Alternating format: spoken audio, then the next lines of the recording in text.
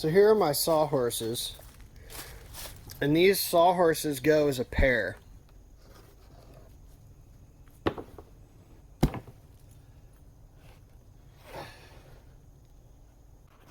So here are my planks, and you can see that's pretty darn good.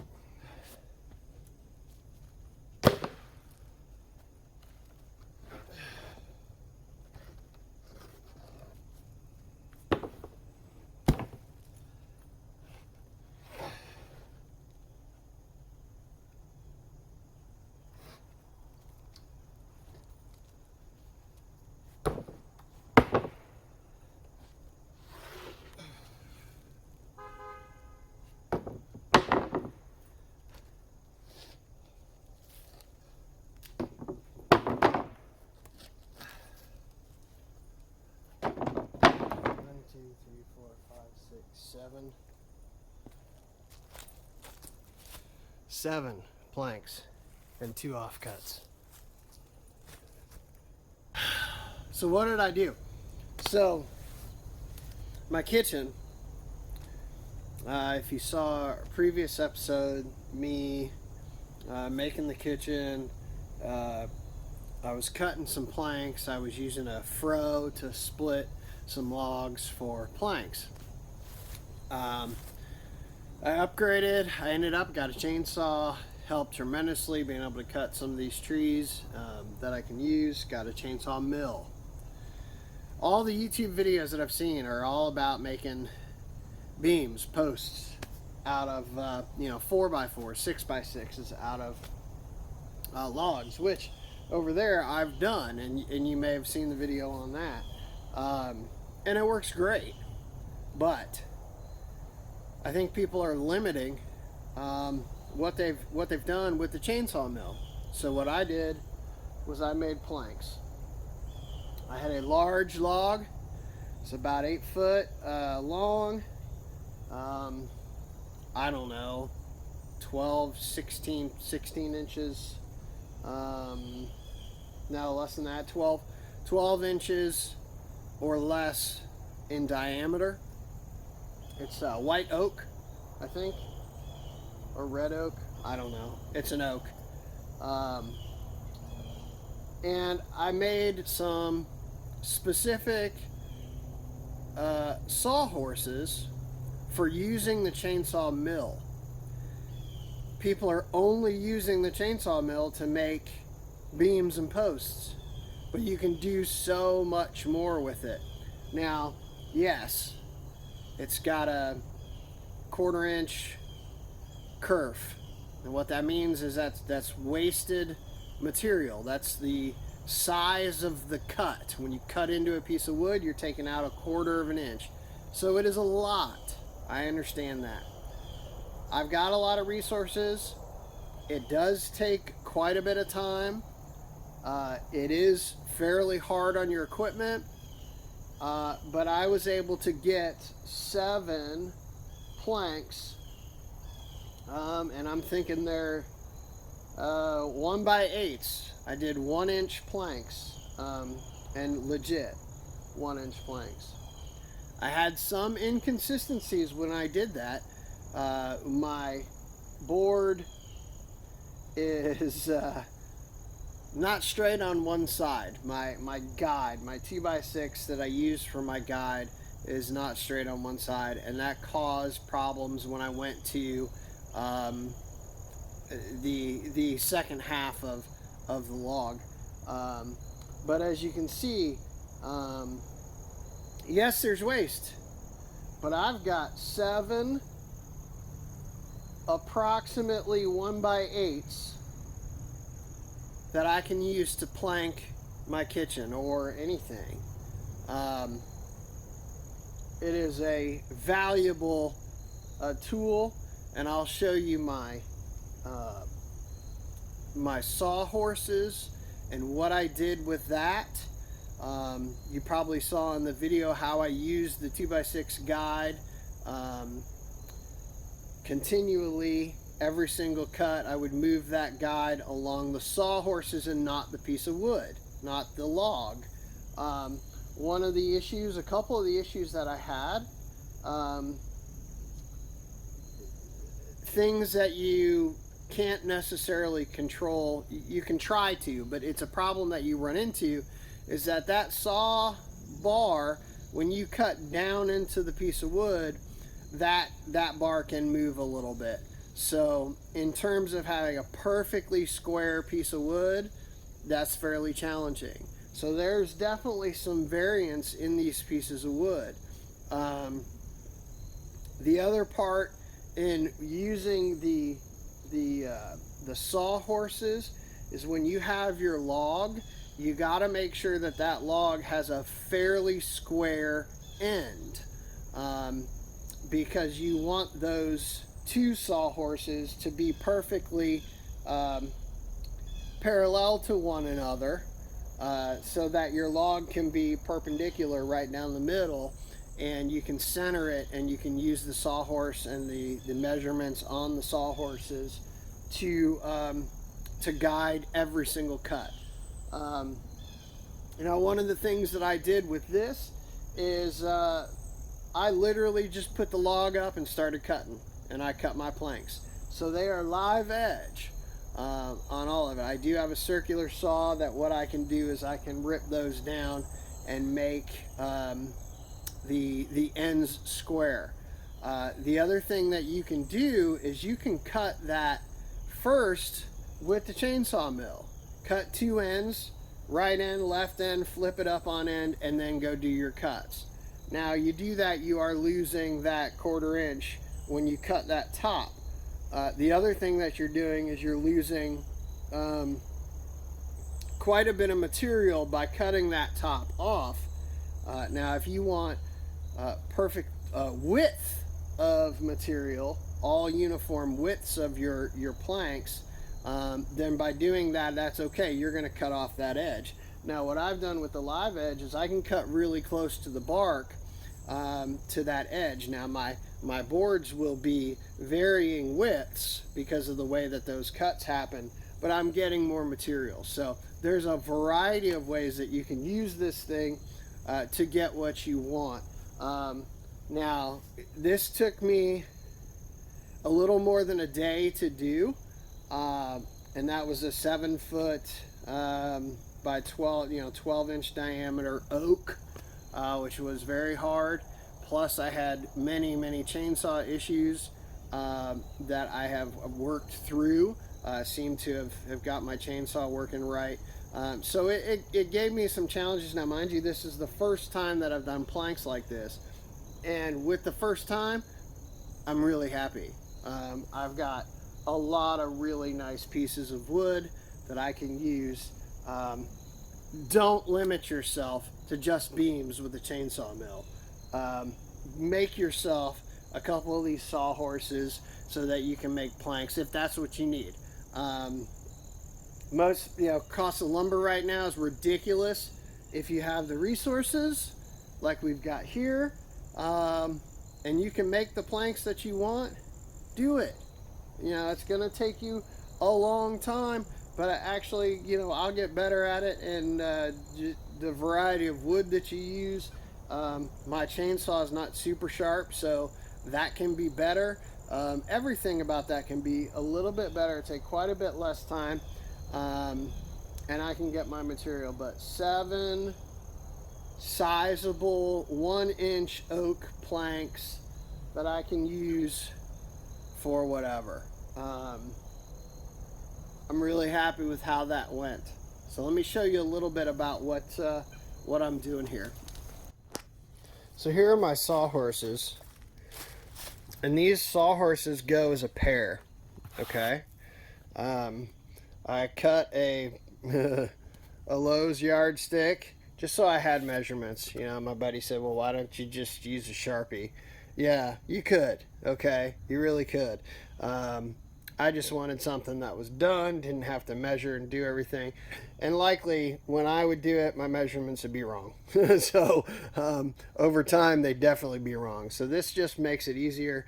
This is a 14-inch 2x6 that I used. The reason I did 14, I was going to do 16, I just didn't have enough material to do the whole thing. So I used a 14 inches, right? Cut it, so I've got a 14 that gives me 7 inches in the middle, and look over here, we have the matching 7. Okay, so if you were to, and you can see I chainsawed my yardstick there. You can put these on in different places, like you can put this over here. I actually recessed it a little bit so it's in there, but you could put it on the back side, which is fine. I just didn't have short screws to be able to put them there, and I needed to attach this 2x6 to this one, so I just did it all together, and that works fine. So as you saw in the videos, you put your log in the middle here, and you attach it from behind with some screws. Okay, and what you really want to do is make sure that that log sits underneath, okay? You don't want this necessarily to be all the way up, all right? Now, if you've slabbed off the top, then fine.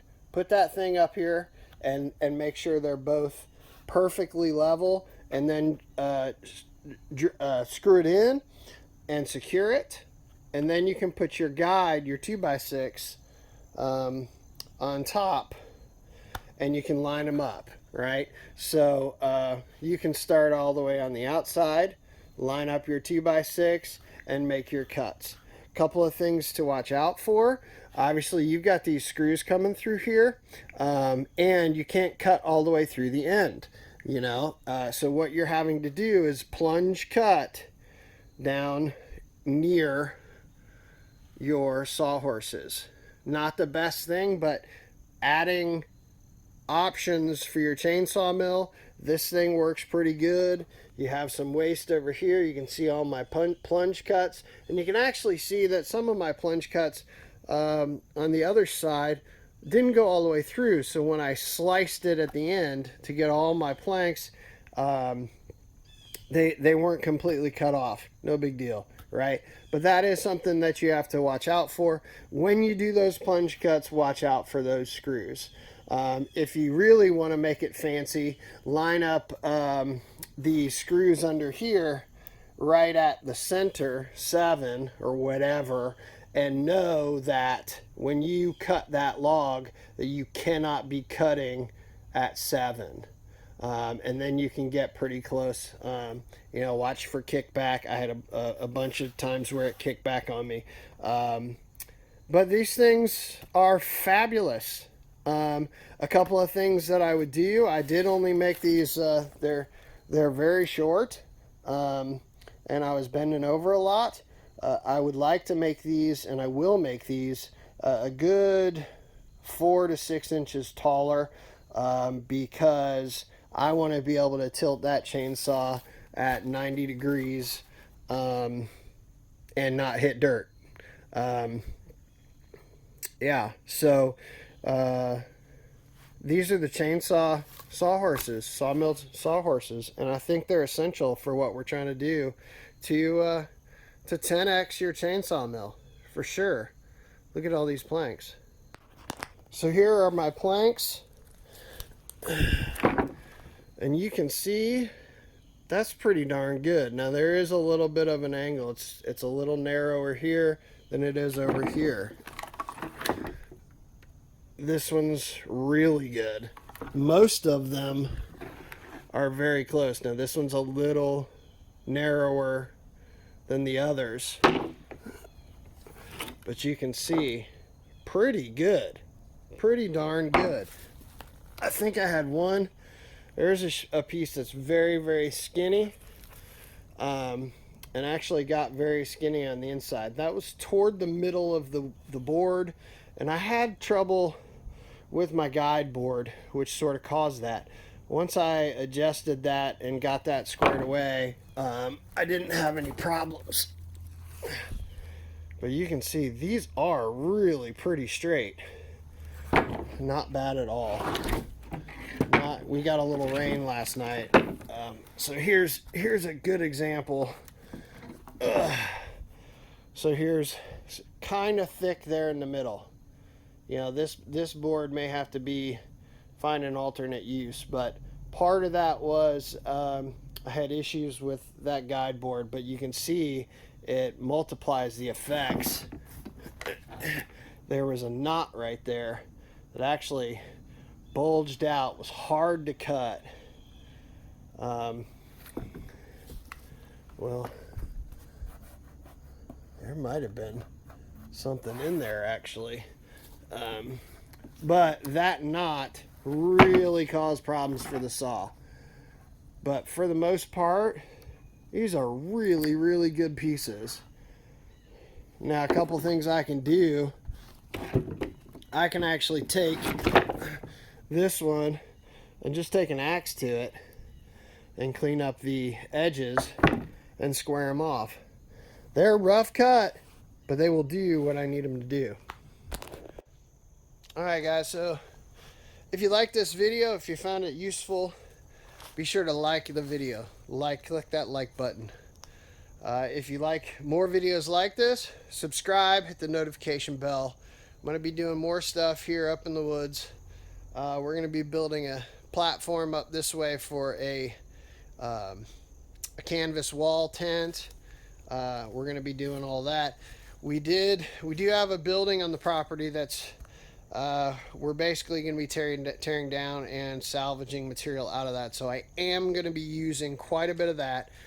And the main reason, well, one of the reasons is that it'll be easier. Another reason will be because the cold is coming, and so I need something more than just this. So keep an eye out. Like the video if you liked it. Subscribe, notification bell. Give me a comment. I always love your comments. So until then, till the next time, we'll see you around.